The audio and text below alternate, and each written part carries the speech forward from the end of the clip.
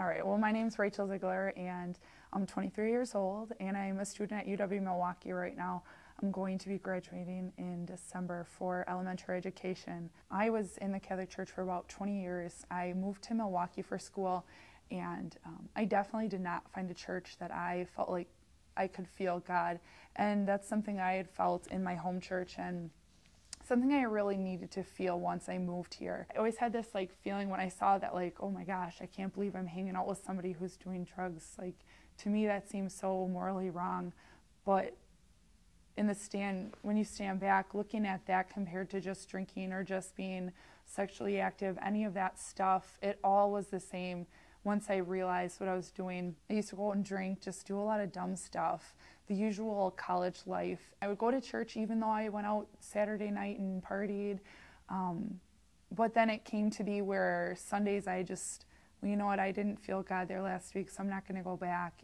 I used to make fun of people who put up ads on Yahoo Personals and things like that, because I just thought that was the dumbest thing I ever heard of. Why would you just want to meet somebody like that?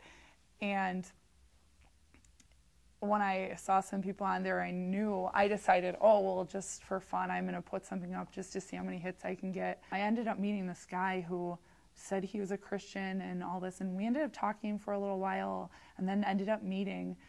Just before we met, though, on the phone, he was sharing a lot of Paul said this, Paul said that, and I knew the Bible, but that name was only familiar to me, but not that he had written all this stuff. And I just remember thinking how awesome that was and how I didn't have that, and that was the first time I realized that's what I was searching for, that going to these churches and I didn't find anything, I didn't feel God, it wasn't because God wasn't there, it was because I was not searching for the right thing. I was not searching for God, I was searching for a home. I remember that same afternoon as I got off the phone with him, I was in my room, I was just by myself, and I was bawling. I just had tears coming down my face, and I Kleenex after Kleenex, and I was the only one home, and I didn't even know what was going on at the time. I just knew that I was happy, and I knew something was different, and I knew that things were going to be okay, no matter what it was. I didn't know that I had a God-shaped hole in my heart, and that's what came in that day. But I just knew I had this feeling, and that's what is amazing about God. It doesn't matter if you understand. He's always going to make you feel comfortable. He's always going to make you be joyful. He's always going to be there for you, and he's always going to have your hand.